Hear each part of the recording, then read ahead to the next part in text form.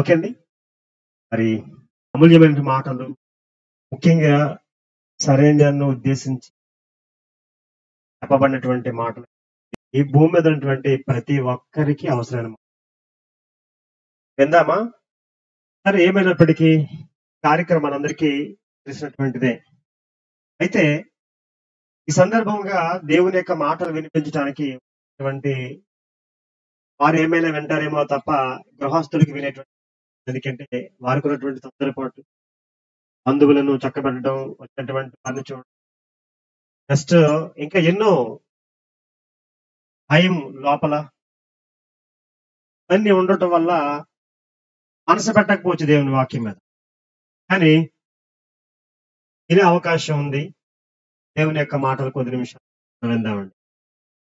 ఏమైంది ఎంప్లాయ్ ఈ సమయంలో నేనే వాక్యం చెప్పే అవకాశం దేవుడు నాకు ఇచ్చాడు. అందుకు దేవునికి స్తోత్రం. యవ్వనం అనేది చాలా ప్రధానమైనది. ద సేమ్ టైం చెప్పండి, మీరు కూర్చేయండి దాన్ని. వాక్యం ఏంటంటే చెప్తారు. యవ్వనం చాలా ప్రధానమైనది. అట్ ద సేమ్ టైం చెప్పాలి, ప్రమాదమైనది, చాలా ప్రమాదమైనది. కనుక ఇది ప్రతి ఒక్కరి యొక్క జీవితంలో ఎదురయ్యే దశ. సోదరు చెప్పారు కదండి, 4 దశలు. 4 దశలో మరి రెండవ దశ ఏంటండి? అది 3వ దశ అయ్యా, అదే కౌమార దశ అని చెప్పారు. అంటే మనం స్టడీలోకి వెళ్ళిపోతే ఉంటే, సైకాలజీలోకి వెళ్ళిపోతే వాళ్ళు చెప్తారు కౌమార దశలో మళ్ళీ ఇంకా కొన్ని దశలు ఉంటాయని చెప్తారు. ఈ బీఈడి చేసినటువంటి వారికి తెలుస్తూ ఉంటది. సరే, దశలు ఏమైనప్పటికీ బైబిల్ చెప్పినటువంటి ఈ దశ గురించి మనం ఆలోచించేద్దాం. ఏ దశ చెప్పాలి? యవ్వన దశ అనేది. అసలు బైబిల్ ఎంత మంచి గ్రంథం అంటే చిన్న పిల్లలకి చెప్పడం జరిగింది, యవ్వన దశలో ఉన్నటువంటి వారికి చెప్పడం జరిగింది, వృద్ధులకి చెప్పడం జరిగింది, ప్రతి వర్గానికి బైబిల్ చెప్పడం జరిగింది, ఇక ప్రతి ప్రాంతానికి బైబిల్ చెప్పడం జరిగింది. ఈ సమాజంలో ఒక మనిషి గొప్పవాడిగా, ఉన్నతమైనటువంటి వాడిగా తీర్చిదిద్దబడాలంటే ఏం చెయ్యాలో ఏ సలహాదారు దగ్గరికి వెళ్ళవసరం లేదు. బైబిల్ దగ్గరికి వస్తే బైబిల్ ఈ సమాజంలో ఒక మంచి వ్యక్తి, పరిపూర్ణమైనటువంటి మంచి వ్యక్తిగా తయారవడానికి ఒక చక్కని పరిపూర్ణమైనటువంటి గ్రంథం, మీరు చదవలసినటువంటి గ్రంథం ఈ భూమి మీద ఏదైనా ఉందంటే అది నవల కాదు, పేపర్ కాదు, ఏ ఇతర గ్రంథాలు కాదు. వన్ అండ్ ఓన్లీ ఏంటంటే అది చెప్పాలి, ద బైబిల్. ఈ బైబిల్ గ్రంథాన్ని చదివితే ఈ సమాజంలో ఒక మనిషి గొప్పవాడైపోతాడు. కనుక ప్రియమైన దేవులారా, బైబిల్ ఒక మాట చెప్పింది. ఒకసారి చూద్దామా? బైబిల్ గ్రంథం తెచ్చుకున్నారా? తెచ్చుకుంటే కనుక మీరు విప్పి చూడండి. సామెతల గ్రంథం 1వ అధ్యాయం 8వ వచన భాగాన్ని మనం చదవాలి. సామెతల గ్రంథం 1వ అధ్యాయం 8వ వచన భాగాన్ని చదవండి ఒకసారి. చదవండి. నా కుమారుడా, నీ తండ్రి ఉపదేశము ఆలకించుము, నీ తల్లి చెప్పు బోధను త్రోసివేయుకుము. ఎంత మంచి మాట అండి. అంటే ఇక్కడ షైని అనబడినటువంటి శరణ్య లోపల ఉంది. నిజంగా మీకు ఇక్కడ చెప్పినా అర్థం కాదు. ఇక్కడ ఉన్నటువంటి ప్రతి యవనస్తులకి కూడా అర్థం కానటువంటి వయసు కాదు. 1వ సంవత్సరం వచ్చినటువంటి బాలుడికి పుట్టినరోజు చేస్తారు. అక్కడ పుట్టినరోజు వాక్యం చెప్తారు. ఏమైనా పుట్టినరోజు చేసుకున్నటువంటి బాలుడికి ఏమైనా అర్థమవుతుందా? లేదా బాలికకి ఏమైనా అర్థమవుతుందా? అర్థమవుతుంది. ఎవరికి అర్థం అవ్వాలి? వారి కన్నా తల్లిదండ్రులకి అర్థం కావాలి ఫస్ట్. కనుక వాక్యం అనేది ఎవరికి అర్థం అవ్వాలో వారికే అర్థమవుతుంది. ఎవరికి దేవుడు మాట్లాడాలనుకుంటున్నాడో వాళ్ళతోటే మాట్లాడుతాడు. ఇక్కడ అంటున్నాడు, చక్కని మాట చెప్తున్నాడు, నా కుమారుడు అన్నాడు. కుమారుడు అంటే కేవలం ఈ భూమి మీద కుమారుల కోసమే కాదు బైబిల్ మాట్లాడుతున్నది, కుమార్తెల కోసం కూడా. ప్రతి ఒక్కరు కూడా ఏదో ఒక తల్లిదండ్రుల నుంచి మనం వచ్చినటువంటి వారమే, అవునా కదా? అందరికీ శిశు దశ ఉంది, తర్వాత బాల్య దశ ఉంది, యవ్వన దశ ఉంది. ఇప్పటికి కూడా మీ ఫాదర్ నేమ్ ఏంటంటే మన తండ్రి పేరు చెప్తామా చెప్పమా? బైబిల్లో పెద్దవారిని కూడా చిన్నపిల్లలారా అన్నాడండి యోహాను భక్తుడు. ఏమన్నాడు చెప్పాలి? చిన్నపిల్లలారా అన్నాడు. అంటే దేవుడు సంబోధించేటప్పుడు మనమంతా దేవుని పిల్లలమని ఆలోచించి పిల్లలగానే చూశాడు. ఇప్పుడు తల్లి తండ్రి మాట వినాలట. అమ్మా వింటున్నారా? తల్లి తండ్రి మాట వినాలట. వాటిని తోసివేయకూడదట. అలా తోసివేయకుండా ఉంటే అవి నీ తలకు 9 సొగసైన మాలికయు నీ కంఠమునకు హారమునై ఉండను అన్నాడు. ఈరోజు బంగారు షాపులకి వెళ్తున్నారు చాలా మంది. ఎందుకు? హారాలు కొనుక్కోవడానికి. మెడలో ఏముండాలట? హారం. అంటే ఎక్కడ ఉంటుంది? మెడలో ఉంటది కదా హారం. కొన్ని లక్షలు పెట్టి కొనుక్కున్నటువంటి వారు ఉంటారు. ఏమండి? వేలు పెట్టి కొనుక్కున్నటువంటి వారు ఉన్నారు హారాలు. కానీ దానికంటే చాలా విలువైనటువంటి హారాలు ఏవి తెలుసండి? చెప్పాలి ఏవి? తల్లిదండ్రుల యొక్క మాట అన్నాడు. నీ తల్లి తండ్రి చేసేటువంటి ఉపదేశం, నీ తల్లిదండ్రుల మాటలు. మరి తల్లిదండ్రుల మాటలు హారాలుగా ఉండాలంటే తల్లిదండ్రులు ఎలా ఉండాలి? చాలా మంది తల్లిదండ్రులు ఒక మోరల్గా ఉండలేదండి. ఒక మోరల్ వాల్యూస్ అనేటువంటి విలేనటువంటి తల్లిదండ్రులు ఉన్నారు. నేను మళ్ళా చెప్తున్నాను చూడండి. తల్లిదండ్రులు ఎలా జీవిస్తారో పిల్లలు అలా ప్రభావవంతులవుతారు. నేను ఇప్పుడు శరణ్య గురించి ఒక మంచి మాట చెప్తాను చూడండి. శరణ్య వారి తల్లిదండ్రులు చాలా మంచోళ్ళండి. వారి తల్లి అరుణ దేవుని యొక్క సన్నిధి ఎప్పుడు విడదండి. నేను వారి యొక్క సేవకునిగా చెప్తున్నాను. వివాహం చేసినప్పటి నుంచి ఇప్పటి వరకు ఒకవేళ బలహీనత అయితే ఒకవేళ మారిందేమో తప్ప ఎప్పుడు తన విడవదు. తన బిడ్డలను కూడా దేవుల్లో పెంచే ఒక మంచి స్త్రీ. అంతేకాకుండా తన భర్తను కూడా దేవుని చెంతకు నడిపించుకుంది. దేవునికి దూరంగా ఉండేటువంటి తన భర్తను కూడా దగ్గరికి దేవుని చెంతకు నడిపించుకుంది. వీళ్ళు మంచి కుటుంబం కాదా చెప్పండి? ఏమండి? ఆస్తులు, మేడలు, అంతస్తులు, బంగారం, వెండి ఇవేమి దేవుని దృష్టిలో కనిపించవు. నీవు దేవుని అల్ల భయము, భక్తి, యథార్థత, నీతి ఇవి నువ్వు అలంకరించుకోవాల్సినటువంటివి. ఇవి కనిపిస్తాయి దేవునికి. హారాలుగా మెడలో ఎంతంత పెద్దవి నీకున్నత స్థితి ఒకవేళ ఈ భూమి మీద మనుషులకు కనిపిస్తాయేమో తప్ప దేవునికి కనిపించేవి ఏమిటంటే, దేవునికి కనిపించేవి ఏంటి తెలుసండి? దేవుని యొక్క మాటలు విన్నటువంటి వారు మెడలో పెద్ద హారం వేసుకున్నట్లే. చూడండి ఎంత బాగా చెప్తుందో.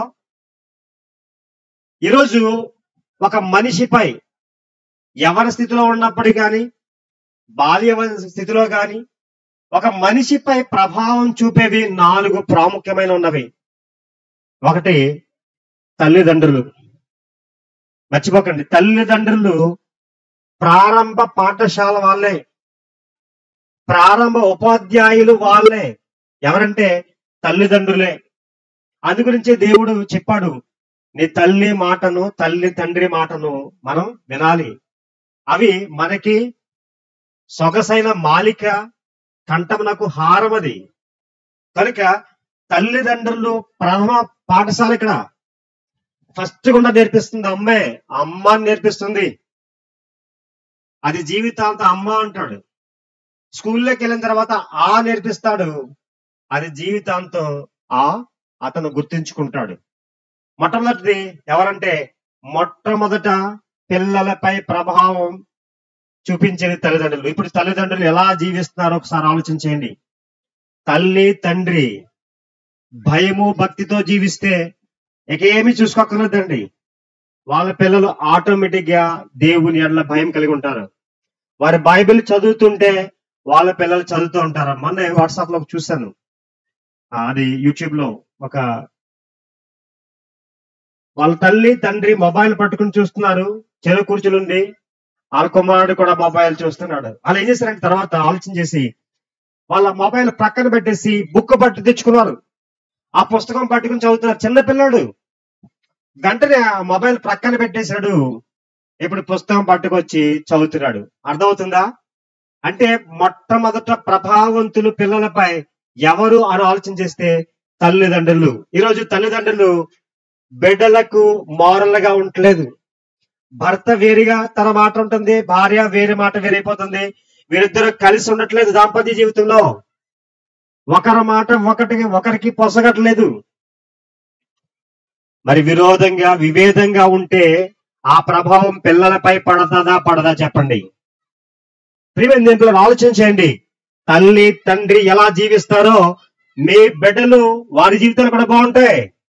మీరు భార్యాభర్తలుగా కలిసి జీవించి దేవుని యందు భయభక్తులు కలిగి దేవుని విడవక దేవుని సేవించారా, నీ బిడ్డలకు కూడా అదే ప్రభావవంతులై రేపటి తరములో వారికి కూడా జీవితం చక్కగా ఉంటది. ఇప్పుడు నేను చెప్పేది ఏంటంటే ఇక్కడ ఉన్నటువంటి మీ అందరికీ కాదు, ప్రతి ఒక్కరికి చెప్తున్న సమాజానికి చెప్తున్నాను. తల్లి తండ్రి మొట్టమొదటిగా బాగుండాలి. మొట్టమొదటిగా తల్లిదండ్రులు బాగుండాలి. అప్పుడు పిల్లలు ప్రభావవంతులు అవుతారు. మీరు ఎలా ఉన్నారో ఒకసారి మిమ్మల్ని మీరు ఆలోచన చేసుకోండి. దేవుడు చెప్పాడు, ఎందుకంటే మన బిడ్డలకు మనమే దేవుని యొక్క వాక్యాలు నేర్పించాలి. ఎందుకంటే మనం చూస్తూ ఉంటాం సామెతల గ్రంథం 22:6 అనేక సార్లు పుట్టినరోజు వేడుకలు చదువుతూ ఉంటాం. బాలుడు నడవలసినటువంటి త్రోవను వారికి నేర్పము, పెద్దవాడైన తర్వాత దాని నుండి తొలగిపోడు. ఈ మాట వింటూ ఉంటాం. ఎవరు నేర్పాలి అంటే ఖచ్చితంగా తల్లిదండ్రులు నేర్పాలి. మీరు తల్లిదండ్రులు ఇంటి దగ్గర నేర్పాలి. రెండోది ఎవరంటే ఉపాధ్యాయులు. ప్రభావం, పిల్లలపై ప్రభావం ఎవరు అంటే రెండో ప్రభావం చూపించే వాళ్ళు ఉపాధ్యాయులు. మర్చిపోకండి. బైబిల్ గ్రంథంలో మరి మొట్టమొదటి ఉపాధ్యాయుడు ఎవరని చెప్పాను నేను? తల్లిదండ్రులే. ఎందుకంటే ద్వితీయోపదేశకాండం 11:18 అంటాడు, నువ్వు వెంట కూర్చున్నప్పుడు, లేచినప్పుడు, త్రోవ నడిచినప్పుడు, పండుకున్నప్పుడు నువ్వేం చేయాలి? దేవుని యొక్క మాటలు పిల్లలకు నేర్పించాలి. మొట్టమొదటి ఉపాధ్యాయుడు నువ్వు. రెండో ఉపాధ్యాయులు ఎవరంటే పాఠశాలలో ఉంటారు. వీళ్ళ ప్రభావం చూపిస్తారు. అర్థమవుతుందా? ఇప్పుడు వీళ్ళు ఈ నేచర్ గురించి, ఈ ప్రకృతి గురించి, ప్రపంచం గురించి చెప్తారు. అంటే ప్రపంచంలో ఏమేమి ఉందో అనేది చెప్తారు ఉంటారు. అన్ని విషయాలు, ప్రపంచ విషయాలన్నీ కూడా నేర్పించేవారు ఎవరంటే ఉపాధ్యాయులు. దానికోసం విద్య ఎంతకాలం తెలుసండి? సుమారుగా 15 నుంచి 20 ఏళ్ళు. కొంతమంది గడ్డాలు మీసాలు మెరిసిపోయిన ఏమండి స్త్రీలు అయితే తల మెరిసిపోయినటువంటి వారు ఉన్నారు. ఇంకా ప్రొఫెసర్ గా, డాక్టరేట్ గా, ఫిలాసఫర్స్ గా వాళ్ళు ఇంకా స్టడీ చేస్తున్నారు. వివాహాలు చేసుకోవాలి. కొంతమంది ఏదో చదవాలి, ఏదో వాళ్ళు కృషి వల్ల ఈరోజు శాస్త్రం అభివృద్ధి అయింది. ఈరోజు టెక్నాలజీ అనేది మనకి రావటం అనేది జరిగింది. ప్రేమింది ఆలోచించేయండి. రెండో ప్రభావవంతులు ఎవరంటే ఉపాధ్యాయులు. ఆ ఉపాధ్యాయుడు ఫౌండేషన్ సరిగ్గా వేస్తే విద్యార్థి దశ నుంచి ఉన్నతమైనటువంటి మంచి స్థితికి వెళ్తాడు. ఈరోజు చాలా మంది పాఠశాల మధ్యలోనే మానేయటానికి కారణం తెలుసండి. అంటే సరైనటువంటి ప్రభావవంతమైనటువంటి వాళ్ళకి నేర్పేయగలిగినటువంటి ఉపాధ్యాయులు లేరు. అది గురించి ఈరోజు మంచి పాఠశాలను వెతుకుతున్నారు. ఐజలంకలో ఉన్నటువంటి వారికి అది కరువు. కనుక ఈ గ్రామం విడిచి వేరే గ్రామానికి వెళ్ళి పిల్లలను చదివిస్తున్నారు. ఎందుకంటే వారు ఒక ఉన్నతమైన స్థితికి వెళ్ళాలని. కనుక ప్రియమైన పిల్లరా, మూడవది ఏంటంటే ప్రభావం చూపించింది స్నేహితులు. ఈ స్నేహితులు చాలా ప్రభావం చేస్తూ ఉంటారు. కనుక ఈరోజు సమాజంలో ఒక మంచి వ్యక్తిగా ఉండాలంటే ఒక మంచి స్నేహితుడు అవసరమై ఉన్నది. అర్థమవుతుందండి? ఈరోజు బైబిల్ గ్రంథంలో చూస్తే ఒక మాటను మీకు చూపిస్తాను చూడండి. సామెతల గ్రంథం 19వ అధ్యాయం 4వ వచనం చదవండి. ధనము గలవానికి స్నేహితులు ఎక్కువ మంది ఉంటారట. మనకు తెలుసు కదండి. ధనం ఉంటే ఆటోమేటిక్ గా వచ్చి చేరిపోతూ ఉంటారు. వీళ్ళు నిజమైన స్నేహితులు కాదు. నిజమండి. బైబిల్ గ్రంథంలో లోకసువార్త 15వ అధ్యాయంలో కనిపిస్తూ ఉంటాడు. ఒక ధనవంతునికి 2 కుమారులు ఉన్నారట. ఒక కుమారుడు ఏం చేశాడంటే, నాన్న నాకు ఆస్తి ఎంత వస్తుంది, ఇస్తావా సస్తావా అన్నాడు. వచ్చి నాకు ఏమొచ్చేది ఉంటే అది ఇచ్చేయి, అనేది ఉంటే అనేది అన్నకి ఇచ్చేయి, నాకు ఇచ్చేయాలండి. అంటే చూసారా ఆ భాగాన్ని తను అడిగి తీసేసుకున్నాడండి.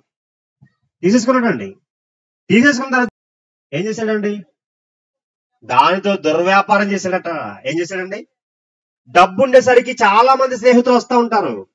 వాళ్ళు నిజమైన స్నేహితులు కాదు ప్రియమైన దేవులారా. ఏమంటే ధనవంతులకి చాలా చుట్టూ స్నేహితులు ఉంటారంట. తర్వాత మాట చదవండి, 19వ అధ్యాయం 4వ వచనం. దరిద్రుడు తన స్నేహితులను పోగొట్టుకున్న దరిద్రిగా ఉంటే ఆటోమేటిక్ గా స్నేహితులు పోతూ ఉంటారట. ఇంకో మాట చూడండి, సామెతల గ్రంథం 17వ అధ్యాయము 17వ వచనం కూడా చదవండి.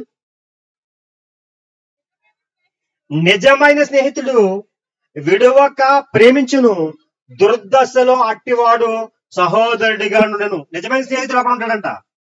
వాడు ఎప్పుడైతే ఇబ్బంది కలుగుతుందో అప్పుడే ఎంటర్ అయిపోతాడు. మీకు అర్థమవుతుందా? చాలా మంది ధనాన్ని బట్టి స్నేహిస్తారు. చాలా మంది తల్లిదండ్రుల దగ్గర నుంచి పట్టుకుపోయి ఇంటి దగ్గర నుంచి ఎవరి దశలోకి వచ్చిన తర్వాత ఇది చాలా ప్రమాదమైనటువంటి ప్రాయం అండి. ఆడపిల్లలు అయితే చాలా జాగ్రత్తగా ఉండొచ్చు. కొంతమంది మగ పిల్లలు చూసారనుకోండి, వాళ్ళు ఇంటి దగ్గర నుంచి తండ్రి దగ్గర నుంచి పట్టుకుపోతూ ఉంటారు. వాడి చుట్టూ చాలా మంది తయారైపోతూ ఉంటారు. మొన్న నేను ముక్తేశ్వరంలో డిప్లొమాలో జాయిన్ చేయడానికి ఒక అబ్బాయిని తీసుకువెళ్తే అక్కడ చెప్తున్నాడు ఆయన, సార్ ప్రొఫెసర్ చెప్తున్నాడు, ఇన్స్ట్రక్టర్. ఆయన అంటున్నాడు, నాయన ఇక్కడికి వచ్చేటువంటి వారందరూ కూడా మంచోళ్ళు కాదు, నువ్వు ఎవరితోటి స్నేహం చేయొద్దు. ఎందుకు? ఇక్కడ ఉన్నటువంటి వారు సిగరెట్ కాల్చే ఉన్నారు, మందు తాగే ఉన్నాడు చాలా మంది. ఈ దశలో చాలా మంది పాడైపోయారు. నువ్వు అలా ఉంటే ఒక్క సబ్జెక్ట్ కూడా పాస్ అవ్వవు అని చెప్పాడండి. మంచి చెప్పాడా చెడ్డ చెప్పాడా? అది ఏమండి, స్నేహితుడు అనుకున్నటువంటి వాడు, ఫ్రెండ్షిప్ బాగా కోరుకున్నటువంటి వాడికి అది కఠినంగా ఉండొచ్చు, కానీ అది మంచిది కాదు. నిజమైన స్నేహితుడు ఏం చేస్తాడు తెలుసండి? విడువక ప్రేమిస్తాడు. దుర్దశలో వాడికి ఉన్నటువంటి పీక్ స్టేజ్ వచ్చేస్తుంది, ప్రమాదం వస్తుంది, అప్పుడు వస్తా ఉంటాడు. ఇప్పుడు నిజమైన స్నేహితుడు బైబిల్ ప్రకారంగా చూస్తే, ఒకవేళ నిజమైన స్నేహితుడు ఇంకా ఎవరని చెప్పాడు బైబిల్ గ్రంథంలో? యోహాను సువార్త 15వ అధ్యాయం చూడండి మాట 14 వచనం చదవండి. నేను మీకు చెప్పిన వాటిని ఆజ్ఞాపించిన దాన్ని చేస్తే మీరు నాకు స్నేహితులై ఉంటారు. అంటే దేవునికి మనం స్నేహితులమాట. ఆయన ఫ్రెండ్, అంతే కదండి, ఒక ఫ్రెండ్ గా మారిపోతున్నాడండి యేసుక్రీస్తు వారు. ఆయన యొక్క మాటలు నెరవేరిస్తే ఇప్పుడు నిజమైన స్నేహితుడు ఎవరంటే యేసుక్రీస్తు వారు. యేసుక్రీస్తు వారిలో ఏమైనా లోపం ఉందండి? ఉందా? లేదండి. ఆయనండి ఈ లోకములో పాప లోకములో ఆయన జీవించిన కానీ ఆయన పాపం లేని వాడిగా ఉన్నాడు. 7:26 చూస్తే ఆయన నిర్దోషి, నిష్కల్మషుడు, పాపంలో చేరక ప్రత్యేకమైన వాడిగా ఉన్నాడు. అదే యోహాను సువార్త 8వ అధ్యాయము 46 చూస్తే నాలో పాపముందని మీలో ఎవడు స్థాపించగలడు అన్నాడు. అంటే ఏ పాపము లేనివాడు నిర్దోషి ఎవరంటే యేసుక్రీస్తు వారు. అది గురించి అపోస్తలుడైన పౌలు అంటాడు హెబ్రీ రాసిన పత్రిక 12వ అధ్యాయం 1వ వచనంలో, ఎంత గొప్ప సాక్ష్యమోహం మేఘం వల్లే మనల్ని ఆవరించినందున సులువుగా చిక్కులు పెట్టి పాపం విడిచిపెట్టి విశ్వాసంలో కర్తయ్య దాన్ని కొనసాగించి వాడైనా యేసు వైపు చూచు నా ఎదుట ఉన్నటువంటి పందెములు ఓపికతో పరిగెడతామన్నాడు. అంటే మన ఎదుట ఉన్నటువంటి పందెమట ఎవరి వైపు చూస్తూ పరిగెట్టాలి? యేసు వైపు చూడాలి. ప్రతి ఒక్కరు కూడా, శరణ్యే కాదు, ఇక్కడ ఉన్నటువంటి ప్రతి ఒక్కరు మన చూపు, మన గురి, మన యొక్క నడక అంతా యేసు వైపు ఉండాలి. దేవుని యొక్క మాటల్లో ఉంటే నిజంగా ఈ సమాజంలో మనకంటే ఇంకా గొప్పవారు లేరండి. నిజంగా ఈ ప్రపంచంలో అంత గొప్పవాడు ఎవరైనా ఉన్నారనుకుంటే కనుక ఈరోజు అనిల్ అంబానీ కాదు, అంటే లక్ష్మీ మిట్టల కాదు, ఒకవేళ టాటా రతన్ కూడా కాదు. టాటా రతన్ బాడీ ఏం చేశారో మీకు తెలుసు కదా. చనిపోయిన తర్వాత ఒక ఎత్తైనటువంటి ప్రాంతాన్ని తీసుకువెళ్ళి దాన్ని విసిరేశారు. వాళ్ళ పద్ధతి అది. పూడ్చిపెట్టారా? అంటే అంత ధనవంతుడు పూడ్చలేదు. ఏంటి ప్రియమైన దేవుడు ఆలోచించండి.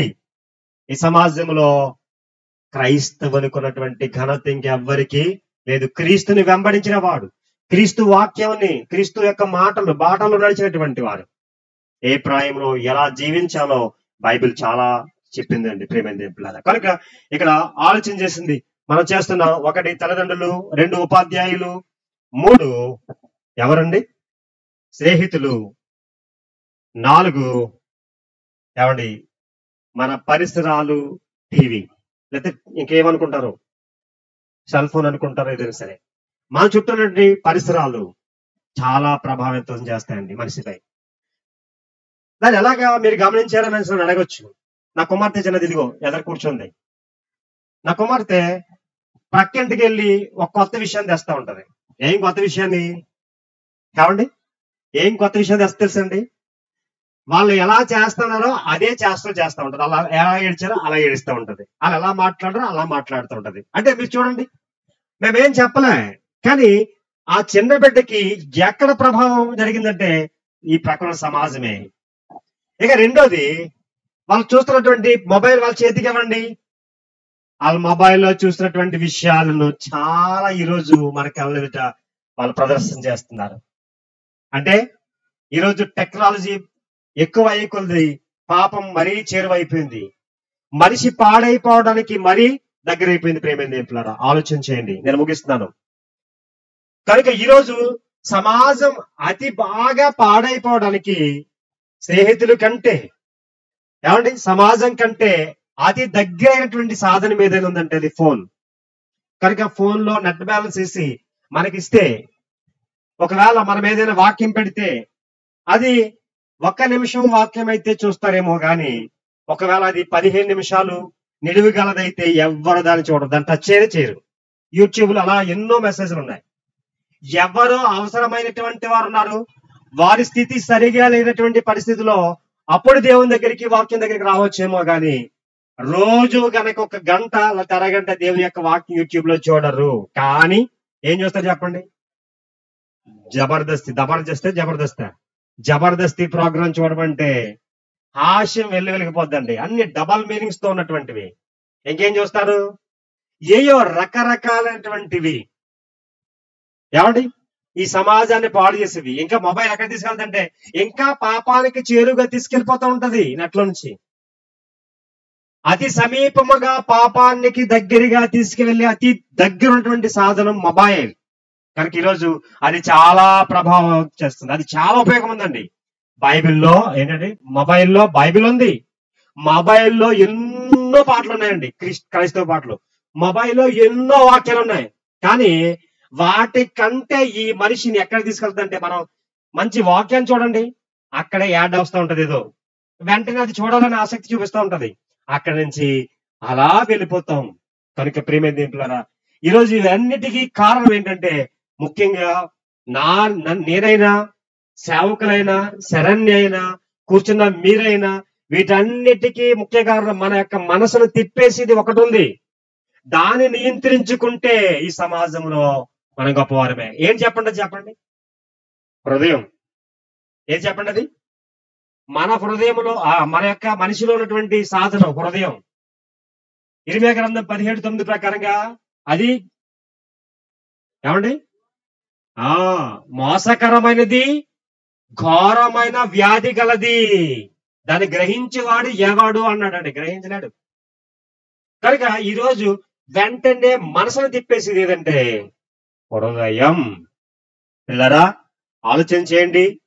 మన జీవితంలో మనల్ని మోసం చేస్తూ, మన హృదయం, మనలో ఉన్నటువంటిదే, మన హృదయమే మనల్ని మోసం చేస్తూ ఉంటది. యేసుక్రీస్తు వారిని కూడా మోసం చేయడానికి సాతాను ఎంతో ప్రయత్నం చేసింది. 1 నిమిషంలో ఈ ప్రపంచం అంతా చూపించింది. మత్తయి సువార్త 4వ అధ్యాయంలో అపవాది తీసుకెళ్ళింది, ఎత్తైన శిఖరం తీసుకెళ్ళింది. 1 నిమిషంలో అలా మొత్తం ప్రపంచాన్ని అంతా చూపించింది. మొబైల్లో కూడా ఈరోజు ప్రపంచం అంతా చూపిస్తుంది. ఇప్పుడు ఏమంటాను తెలుసండి, ఇదిగో ఈ రాజ్యాలన్నీ కూడా, లోక రాజ్యాలన్నీ కూడా నీకు ఇచ్చేస్తా, నా కాళ్ళకి నమస్కారం చేయన్నది. అంటే ఈ లోకాశల వైపు చూపించిందా లేదా? చూపించింది అపవాది. ఈరోజు మనల్ని కూడా ఈ లోకాశల వైపు చూపిస్తుంది. హృదయాన్ని తిప్పివేస్తుంది. హవ్వను తిప్పేసింది, ఏమంటే ఇంకా చాలా మంది తిప్పేసింది. అనని సప్పారట కదా, అనని తిప్పేసింది, సప్పారని తిప్పేసింది. ఎందరో ఈరోజు హృదయాన్ని తిప్పిబడి మోసంలో మాయలో పడిపోయారు. మనిషిగా మనతో మాట్లాడుతున్నారు, కానీ హృదయంలో ఏముంది అంటే పాపం, ఇది ఘోరమైన వ్యాధి. కనుక ఈరోజు హృదయము ఎలా ఉండాలంటే, హృదయం పవిత్రంగా ఉండాలి. హృదయములో దేవుని మాటలు ఉండాలి. అది గురించే కీర్తన గ్రంథం 119 అధ్యాయం 9వ వచనంలో ఒక మాట రాయబడి ఉంది. మీరు చూడండి. కీర్తన గ్రంథం 119 అధ్యాయం 9వ వచనం. యవనస్తులు దేని చేత తన నడతను ఏం చేసుకుంటారండి?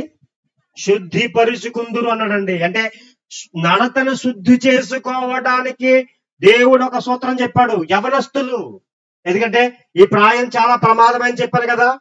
ఈ ప్రాయములో చాలా జాగ్రత్తగా ఉంటే ఇక మిగిలిన ప్రాయాలన్నీ కూడా జాగ్రత్తగా వెళ్ళిపోతాయి. ఎందుకంటే బాధ్యతలు అనేవి మీద పడిపోతాయి. టీనేజ్, ఇప్పుడు బాధ్యత ఏముండదు. తల్లిదండ్రులు ఇస్తా ఉంటారు, వాళ్ళు ఖర్చు చేస్తూ ఉంటారు. కానీ వివాహం అయిన తర్వాత బాధ్యత వస్తుంది. ఇక పిల్లలు పుట్టిన తర్వాత ఇంకా బాధ్యత వస్తుంది. ఈ బాధ్యతల్లో కొన్ని విషయాలు వాళ్ళ మనసులకు రావు, ఈ బాధ్యతలపై పడతాయి. కానీ యవ్వన ప్రాయం అనేది వాళ్ళు సొంతగా వాళ్ళు ఏమీ తెచ్చుకోలేరు కాబట్టి తల్లిదండ్రుల మీద ఆధారపడేటువంటి ప్రాయం. ఎంత స్వేచ్ఛనిస్తే అంత స్వేచ్ఛగా వాళ్ళు బ్రతుకుతూ ఉంటారు. కనుక ఈ ప్రాయం చాలా ప్రమాదమైనది. ఇప్పుడు ఈ ప్రాయములో అవసరమైనది చెప్తున్నాడు. దేని చేత తన నడతను శుద్ధి చేసుకుంటారో కూర్చుని వారు. కింద మాట కూడా చదవండి. నీ వాక్యమును బట్టి దాన్ని జాగ్రత్తగా చూచుకొనుట చేతనే కదా అన్నాడు. అంటే ఈ రోజు యవనస్తులు ఎవరైనా సరే నడత సరిగా లేదు అంటే ఇప్పుడు ఎక్కడికి వెళ్ళాలి? సాధనం వాక్యం దగ్గరికి వెళ్ళిపోవాలండి. ఖచ్చితంగా వాక్యం దగ్గరికి వెళ్తే యవ్వనస్తులు తన నడత శుద్ధి చేసుకునేది. ఎందుకంటే యవ్వనస్తులే చక్కనైనటువంటి బలవంతులండి. కీర్తన గ్రంథం 127:4 అంటాడు. ఏమంటాడు? బలవంతుల చేతిలో బాణములు అంట. ఎవరు? యవనస్తులు. బలమైనటువంటి బాణాలు వెళ్ళు. ఎక్కడ బలవంతుల చేతిలో బాణం ఎలా లాగాడంటే ఎక్కడికి ఛేదించాలో అక్కడికి వెళ్ళిపోతుంది. అక్కడికి వెళ్తుంది. గురి పెట్టాడంటే అక్కడికి వెళ్తుంది. బలహీన చేతిలో బాణం ఉందానికి ఏం చేస్తుంది చెప్పండి? లాగలడా? లాగే శక్తి, సామర్థ్యం, బాణాలు ఎవరంటే యవనస్తులు. అందు గురించి యోహాను రాసిన మొదటి పత్రికలో సోదరులు చదివించారు ఒక మాట. ఆ మాట చూసుకుని ముగిస్తాం చూడండి. యోహాను రాసిన మొదటి పత్రిక 2వ అధ్యాయము 14వ వచనం చదవండి. చిన్నపిల్లారా, మీరు తండ్రిని ఎరిగి ఉన్నారు కనుక మీకు వ్రాయిచున్నాను. తండ్రులారా, మీరు ఆది నుండి ఉన్నారు, విన్నవాణిని ఎరిగి ఉన్నారు కనుక మీకు వ్రాయిచున్నాను. యవనస్తులారా, మీరు బలవంతులు, దేవుని యొక్క వాక్యము మీ అందరు నిల్చున్నది. ప్రాయం మారిపోతే దేవుని యొక్క వాక్యం నిలవదు, మర్చిపోకండి. ఇదిగోండి, ఇక్కడ ఉన్నటువంటి యవనస్తులు ఎవరన్నారు? వారికి వాక్యం బాగా అర్థమవుతుంది. కొంత ప్రాయం వచ్చిన తర్వాత శారీరక బలంలోకి వచ్చేస్తుంది. కాళ్ళు నొప్పులు, కూర్చోలేరు. ఏమండి, ఏదో ప్రాబ్లం, బీపీ ఎక్కువైపోద్ది, స్థిరంగా వినలేరు. కనుక సరైనటువంటి వాక్యం వినేటువంటి స్టేజ్ ఏదైనా ఉందంటే అది యవన ప్రాయం. కానీ ఈ రోజు యవనస్తులు ఎవరైనా దేవుని సన్నిధిలో ఉన్నారా? ఉండట్లేదండి. మీ సంఘాలు ఏమైనా ఉంటారేమో, కానీ మా ప్రాంతంలో యవనస్తులంతా బయట దుబారుగా తిరుగుతుంటారు. కళ్ళు తెగిపోయినటువంటి గుర్రంలాగా తిరుగుతూ ఉంటారు. ఇక రకరకాలుగా వ్యవసాయాలకు లోనైపోయినటువంటి వారు ఉన్నారు. ఇక్కడే కాదు, ప్రతి ఊర్లో ఉన్నారు వీళ్ళు. కనుక ప్రేమైన దేవులారా, ఆ ప్రాయములో చేపట్టవలసినటువంటి దేవుని యొక్క వాక్యం విడిచిపెట్టారు. ఇప్పుడు పెద్దోళ్ళు, వృద్ధులు వస్తారు, ఇలా వెనక ముందుకి వెనక్కి ఎవరిని తోలుతూ ఉంటారు. యవనస్తులు అలాగే ఏమన్నా తోలుతారా? తోలరు. ఎందుకంటే వాళ్ళకి ఉన్నటువంటి యవన బలం దేవుని యొక్క వాక్యం వినే బలం. కనుక ప్రియమైన దేవుళ్ళు ఆలోచన చేయండి. ఈరోజు శరణ్య ఒక ప్రాయం నుంచి మరొక ప్రాయంలోనికి వచ్చింది. యవన ప్రాయం అంటే ఇప్పుడు ఈరోజు స్త్రీ ధర్మం అంటారు, ప్రారంభమైనటువంటి దశ ఇది. ఇక్కడి నుంచి ఎన్నో ఆమె అనుభవించాలి తన యొక్క జీవితంలో. ఎందుకంటే ఇప్పటి వరకు తల్లిదండ్రుల యొక్క సంరక్షణలో పెరిగింది. ఇప్పటి నుంచి కూడా తల్లిదండ్రుల యొక్క సంరక్షణలో పెరగాలి. ఈరోజు సమాజంలో ఇప్పటి వరకు స్వేచ్ఛగా తిరిగేసింది. ఎందుకంటే చిన్న పాప అంటే బాల్య దశ కాబట్టి. ఇప్పుడు యవన దశలోకి వచ్చింది. ప్రతి నిమిషము తల్లిదండ్రులకు భయం. రెండోది, ఆమె కూడా తనను కాపాడుకోవడానికి ఎప్పుడు కూడా ప్రయత్నం చేయాలి. పెద్దలతో ఎలా మాట్లాడాలి, చిన్నవారితో ఎలా మాట్లాడాలి, సమాజంలో ఎలా ఉండాలి, ఇవన్నీ కూడా ఆమె రోజు కూడా దేవుని దగ్గరికి వస్తే నేర్పింపబడతాయి అవన్నీ నేర్చుకుంది. శరణ్య అన్ని నేర్చుకుందండి, చాలా విషయం నేర్చుకుంది. చాలా గౌరవంగా ఒక సేవకుని గౌరవిస్తుంది. ఎవరితో ఎలా మాట్లాడాలో అలా మరి చక్కని కీర్తనలు పాడుతుంది. ఈరోజు పాడించాలి, కానీ మరి స్టేజ్ మీద ఉంది కదా, పాడించట్లేదు. చక్కగా పాటలు పాడడానికి ముందు ఉంటది. ఏమండి, దేవుని యొక్క వాక్యాన్ని చదువుతుంది. రోజు ఆరాధనలో బైబిల్ తరగతిలో కానీ వాక్యం చదువుతూ ఉంటారండి. నా దగ్గర పెరిగినటువంటి ప్రతి పిల్లలు కూడా వాక్యములు బలంగా ఉంటారు, బలవంతులు చేస్తాం. కానీ ఇలా బలంగా ఉంటారని భయపడతారు కొంతమంది. ఎందుకంటే బాబోయ్ వీడి దగ్గరికి వెళ్ళామంటే ఇంకా వాక్యం వాక్యం వాక్యం అంటాడు అనుకుంటారు. కానీ ఆ వాక్యం విన్నటువంటి పిల్లలు రేపటి తరంలో ఎలా ఉంటారో మీరే చూస్తారు. ప్రేమేంద్ర, ఇలా వాక్యంలో పెంచబడినటువంటి పిల్లలు రేపటి తరంలో ఎలా ఉంటారో మీరే చూస్తారు. నా దగ్గర పెరిగినటువంటి పిల్లలు రోజు నేను చూసి చాలా హ్యాపీ అవుతున్నాను. కనుక ఈ సమాజంలో గొప్పవారిగా ఉండాలంటే మీ పిల్లలు చిన్నప్పటి నుంచి దేవుని చెంత పంపించండి. చిన్నప్పటి నుంచి మొదలు వృద్ధులయ్యే వరకు దేవుని సన్నిధి వెడకండి. మీరు ఏమంటే తల్లిదండ్రులుగా మీరు మీ పిల్లలు దేవుల్లో ఉండండి. మీ పిల్లలు దేవుల్లో ఉంటారు, దేవుల్లో బలవంతులైపోతూ ఉంటారు. నిజంగా అన్ని వాళ్ళకి అర్థమైపోతూ ఉంటాయి. ఈ సమాజంలో బ్రతికే విధానం తెలుస్తుంది. మరి మీ అందరికీ దేవుని కృప మెండుగా కలుగును గాక. శరణ్యకు దేవుని యొక్క ఆశీస్సులు, దేవుని యొక్క దేవుని మెండుగా అనుగ్రహించును గాక. ఆమేన్. ప్రార్థన చేసుకుందాము. తర్వాత మీరు ఆశీర్వదించి కుమార్తెను అలాగే మరి దీవించి వెళ్ళండి. అనే ప్రార్థన. మహాపరిశుద్ధుడు అయిన తండ్రి, మీ కృతజ్ఞతలు. ఈ భూమి మీద మీకు పిల్లలు కావాలని, మీ సంకల్ప ప్రకారంగా మేము బ్రతకాలని తండ్రి, మీ సంకల్పం అంతటినీ బైబిల్ గ్రంథముగా మాకు వ్రాయించి మా చేతిలో పెట్టారు తండ్రి.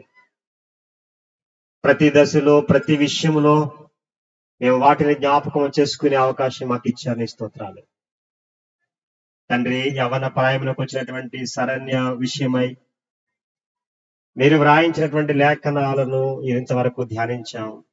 శరణ్య ద్వారా ఇక్కడ చేరువచ్చిన సమాజానికి నీ వాక్యం అందించాం. 10 నిమిషాలు నీ మాటలు నీ పిల్లలకి చెప్పడానికి నాకు నా అవకాశం ఇచ్చినందుకు కృతజ్ఞతలు తండ్రి.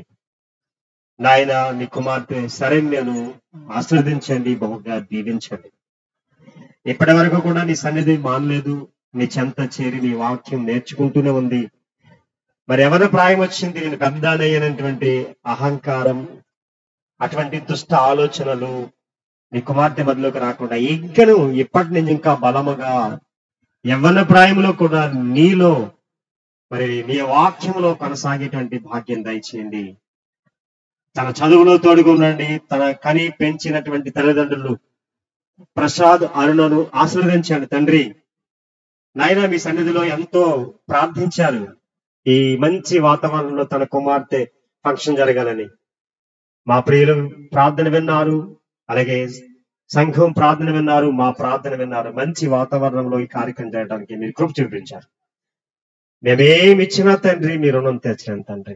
నాయన, మీరు గొప్ప దేవుడు మా తండ్రి, మీకు అసాధ్యమైనది ఏది లేదు. మేమందరం మీకు కృతజ్ఞులై జీవించే భాగ్యం దయచేయండి. ఈ కార్యక్రమానికి చేరువచ్చినటువంటి బంధువులు, స్నేహితులు, ఆప్తులు, రక్త సంబంధికులు, మా తండ్రి సమీపస్తులు, దూరస్తులు అందరి కొరకు, గ్రామస్తులు, సంఘస్థులు అందరి కొరకు ప్రార్థిస్తున్నాం. ఇంతవరకు ఎంతో ఓపికతో నీ మాటలు విన్నటువంటి నీ పిల్లల కొరకు ప్రార్థిస్తున్నాం తండ్రి. నాయన, మీరు మాకు వినిపించినటువంటి విషయాలు బట్టి నీ స్తోత్రాలు. ఒక మనిషిపై ప్రభావం చూపించే 4 విషయాలు మేము చూసాం తండ్రి. నాయన, మరి ఈ సమాజంలో మేము బ్రతకడానికి, సరైనటువంటి రీతిలో బ్రతకడానికి, ఈ సమాజం ఒకవేళ ఈ 4 దశల్లో మేము పాడైన మా తండ్రి, నీ కుమారుడైన యేసుక్రీస్తు వారిని మేము చూసి గురిగా పెట్టుకుని కుమారు యొక్క మార్గంలో మేము నడిస్తే, నీ యొక్క వాక్యాన్ని చూస్తే మనంతా బాగుపడిపోద్ది, శుద్ధి పడిపోద్ది మీరు చెప్పారు. నీ వాక్యములో, నీ మాటల్లో ఇంతవరకు మమ్మల్ని బలపరిచారు. నీ కుమార్తెను కూడా బలపరచండి. చేర్చిన నీ బిడ్డలందరినీ దీవించండి. విందుని కూడా ఆస్వాదించండి. సమృద్ధిని దయచేయండి. సమస్త మహిమ మా ద్వారా మీరే పొందండి. యేసు వారి అతి శ్రేష్టమైన నామములో ఈ ప్రార్థన సమర్పించి వేడుకొనిచున్న మా పరలోకపు తండ్రి. ఆమేన్.